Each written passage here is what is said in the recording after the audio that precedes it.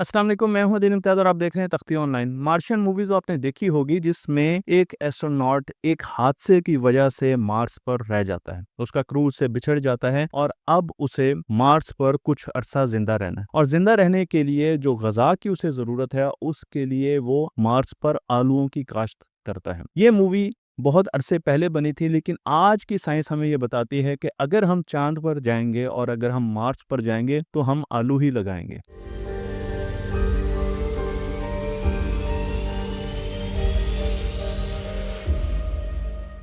क्योंकि आलूओं से हम बहुत काम ले सकते हैं, आलू खाने के काम तो आते ही हैं, लेकिन अब आलूओं से हम बिल्डिंग्स भी बना सकेंगे। मैं आपको लेकर चलता हूँ 2019 में, जब चाइना का एक मिशन जिसे चैंगे 4 कहा जाता है, उसने पहली मर्तबा चाँद पर एक पौधा लगाया।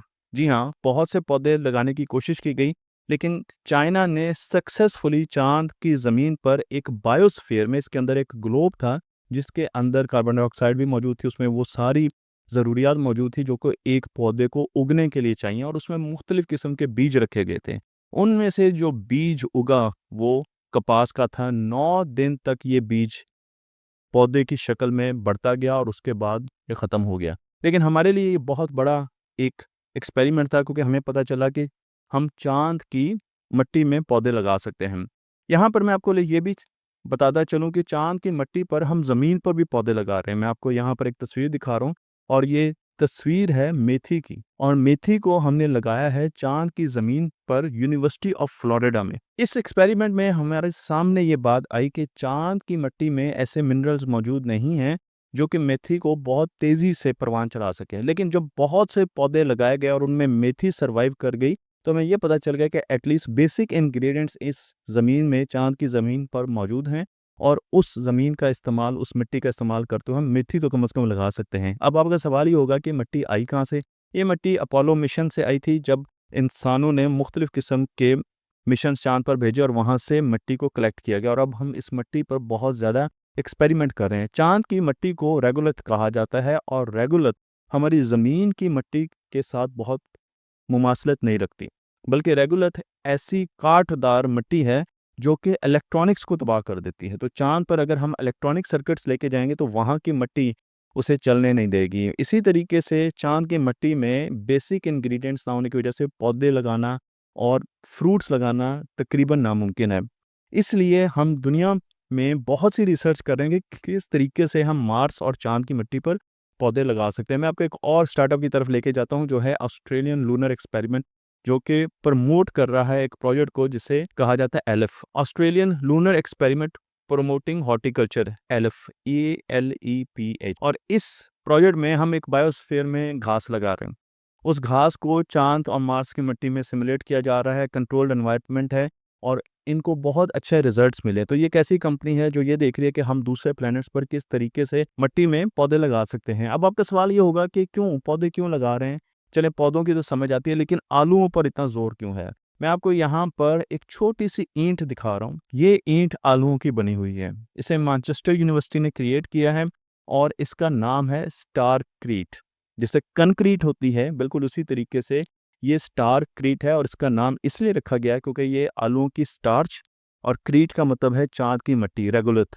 तो आलूओं की जो स्टार्च है और उस प्लैनेट की या उस मून की जहाँ पर हमने ये चीज़ बनानी है, उसकी मिट्टी, चाहे वो मार्स की होगी या चाँद की होगी, इनको जब हम मिक्स करते हैं और उसके बाद पानी देते हैं और साथ हीट ट्रीटमेंट करते हैं, तो हमारे पास एक कंसोलिडेटेड शक्ल में एक चीज़ आती है, और उसे फिर डिहाइड्रेट किया जाता है, उसे कंप्रेस किया जाता है, डिहाइड्रेट किया जा सकता है, तो वो कंक्रीट की शक्ल इख्तियार कर लेता है, जिस तरीके से मैं आपको यहाँ पे दिखा रहा हूँ। इसकी जब स्ट्रेंथ देखी गई तो पता चला ये कंक्रीट से दुगना ज़्यादा ताकतवर है। तो आलूओं से हम ऐसा कंक्रीट बना सकते हैं जिसे स्टारक्रीट कहा जाता है, जो कि कंक्रीट से दुगना ताकतवर है, और पूरा प्रोसेस मैं आपको यहाँ पर दिखा रहा हूँ। स्टार्च और आप आलूओं की जो स्टार्च है और उसके साथ चाँद की मिट्टी, उसको किस तरीके से आप पानी के साथ मिक्स करेंगे, और फिर आपके पास एक पाउडर फॉर्म, जेल की तरह की शक्ल आ जाएगी, और उसके बाद आप उसे कंप्रेस करेंगे और डिहाइड्रेट करेंगे। तो कंप्रेस करेंगे तो ऑटोमेटिकली पानी निकल जाएगा, डिहाइड्रेट होगी, और फिर हमारे पास इस किस्म की एक ब्रिक आ जाएगी चाँद पर और मार्स पर, हम उसे यूज़ कर सकते हैं। इसके अलावा, आलूओं के अलावा, हमने फंगस से भी कोशिश की कि हम कंक्रीट बना सकें, मशरूम से, एल्गी से, इन सब मटेरियल से MIT ने, मैसाचुसेट्स इंस्टीट्यूट ऑफ टेक्नोलॉजी ने बहुत ज़्यादा रिसर्च की है कि हम किस तरीके से घर बना सकते हैं, हम बिल्डिंग्स बना सकते हैं, हम ईंटें बना सकते हैं। अब जब हम पौधों पर बहुत ज़्यादा रिसर्च कर रहे हैं, तो फिर मिट्टी पर भी रिसर्च होनी चाहिए, चाँद की मिट्टी और मार्स की मिट्टी, क्योंकि उन्हें हम बार-बार ला तो नहीं सकते। एक स्टार्टअप जिसे एक्ज़ोलिथ लैब्स कहा जाता है, वो चाँद और मार्स की मिट्टी बनाता है। उसका काम ही ये है कि वो डिफरेंट किस्म की चाँद की मिट्टी और मार्स की मिट्टी बनाता है, क्योंकि उससे मिट्टी लेकर हम यानी नासा, जब हम की बात करता हूँ तो मैं ह्यूमैनिटी की बात करता हूँ। नासा अपने रोवर्स को ट्रेन करती है और वो देखती है कि उसके जो रोवर्स हैं, उनके जो पहिए हैं, उनके जो व्हील्स हैं, वो इस मिट्टी में किस तरीके से परफॉर्म कर रहे हैं, क्योंकि आप जानते हैं क्यूरोसिटी के पहिए डैमेज हो गए हैं, मार्स पर हो गए थे। तो इसलिए हम ये जानते हैं कि हम अच्छे तरीके से मॉडलिंग करेंगे तो हमारे जो रोवर्स हैं, उनके पहिए डैमेज नहीं होंगे। एक्सोलिथ लैब हमें वो मिट्टी प्रोवाइड करती है और उस पर बहुत ज़्यादा रिसर्च की जा रही है। लेकिन अब रोवर से आगे हटकर हम ये भी देख रहे हैं कि इस मिट्टी से हम कंक्रीट कैसे बना सकते हैं। इस मिट्टी पर जो रिसर्च की गई उसे प्रेज़ेंट किया गया साइंटिफिक जर्नल ओपन इंजीनियरिंग में, इस लैब ने, और इनका पेटेंट है जो कि अब इनके पास है। मैं आपको यहाँ पर इस मिट्टी के जो माइक्रोस्कोपिक व्यू है वो दिखा रहा हूँ, तो आप देख सकते हैं कि चाँद की जो मिट्टी है, उसकी जो सिमुलेटेड मिट्टी है, ये सिमुलेटेड मिट्टी है, ये कितनी कांटेदार है और ये इतनी तेज़ होती है कि ये किसी इलेक्ट्रॉनिक्स की चीज़ को चलने नहीं देती। आलूओं से हमें ऐसी जेल भी मिलती है जो कि कंक्रीट को जोड़ के रखती है, लेकिन उसके साथ-साथ हम उसे खा भी सकते हैं। तो हमारे लिए मुस्तकबिल में ये बहुत आसानी होगी कि हम अगर 25 केजी स्टार्च ले लेते हैं, डिहाइड्रेटेड स्टार्च का लिखा गया कि अगर हम लें, तो उसे हाफ टन, आधा टन स्टारक्रीट हम बना सकते हैं चाँद पर बैठे-बैठे। और फिर हम उसे मून की ग्रेविटी के अगेंस्ट टेस्ट भी करते हैं और हमने ये देखा कि हमने उसकी तकरीबन 213 ईंटें भी बनाई और उन ईंटों की स्ट्रेंथ भी देखी गई, उससे घर भी बनाए जा रहे हैं और उस पर बहुत ज़्यादा रिसर्च की जा रही है। एक सवाल अभी भी बाकी है, वो ये कि चाँद पर बहुत ज़्यादा रेडिएशंस आती हैं, चाँद की अपनी कोई एनवायरनमेंट नहीं है, उसकी अपनी कोई मैग्नेटिक फील्ड नहीं है, उसकी कोई आउटर कोर नहीं है जो कि रेडिएशन से बचा सके।